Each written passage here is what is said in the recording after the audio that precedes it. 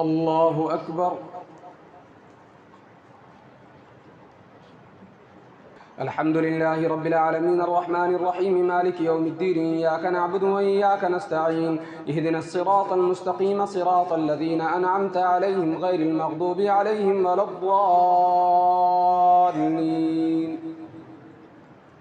لقد كان لسبإ في مسكنهم آية جنتان عن يمين وشمال كلوا من رزق ربكم واشكروا له بلدة طيبة ورب غفور. فأعرضوا فأرسلنا عليهم سيل العرم وبدلناهم بجنتيهم جنتين ذواتي أكل خمط وأثل وشيء من سدر قليل ذلك جزيناهم بما كفروا هل نجازي إلا الكفور. وجعلنا بينهم وبين القرى التي باركنا فيها قرى ظاهرة وقدرنا فيها السير سيروا فيها ليالي وأياما آمنين.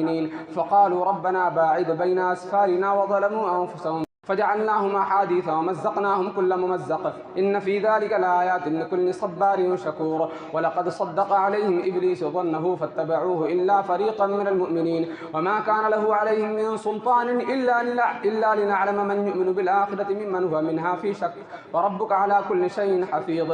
قل ادعوا الذين زعمتم من دون الله لا يملكون مثقال ذرة في السماوات ولا في الأرض وما لهم فيهما من شرك وما له منهم من ظهير. ولا تنفع الشفاعة عنده إلا لمن أذن له حتى إذا فزع عن قلوبهم قالوا ماذا قال ربكم قالوا الحق وهو العلي الكبير. قل من يرزقكم من السماوات والأرض قل الله وإنا أو إياكم لعلى هدى أو في ضلال مبين.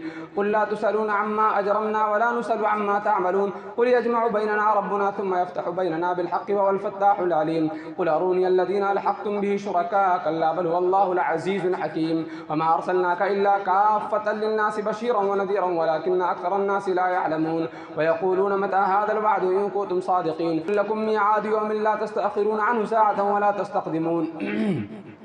وقال الذين كفروا لن نؤمن بهذا القرآن ولا بالذي بين يديه ولو ترى إذ الظالمون موقوفون عند ربهم يرجع بعضهم إلى بعض القول يقول الذين استضعفوا للذين استكبروا لولا أنتم لكنا مؤمنين. قال الذين استكبروا للذين استضعفوا أنحن صددناكم عن الهدى بعد إذ جاءكم بل كنتم مجرمين. وقال الذين استضعفوا للذين استكبروا بل مكر الليل والنهار إذ تأمروننا أن نكفر بالله ونجعل له أندادا وأسروا الندامة لما رأوا العذاب وجعلنا الأغلال في أعناق الذين كفروا هل يجزون إلا ما كانوا يعملون. الله أكبر.